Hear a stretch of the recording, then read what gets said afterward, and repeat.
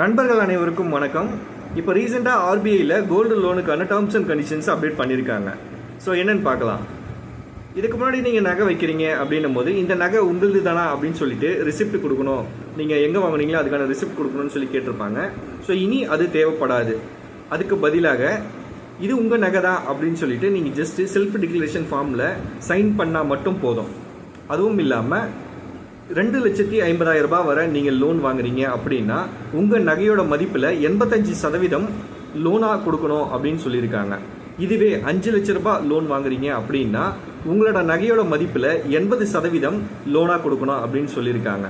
இதுவே 5 லட்ச ரூபாய்க்கு மேலே நீங்கள் லோன் வாங்குறீங்க அப்படின்னா 75% லோனாக கொடுக்கணும் அப்படின்னு சொல்லியிருக்காங்க.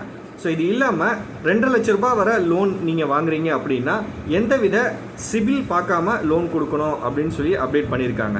ஸோ நீங்கள் லோன் வாங்க போகிறீங்க பேங்க்கில் கோல்டுக்காக அப்படின்னா ஸோ இந்த டீட்டெயில்ஸ் எல்லாம் பேங்க்கில் செக் பண்ணிவிட்டு நகை வைங்க.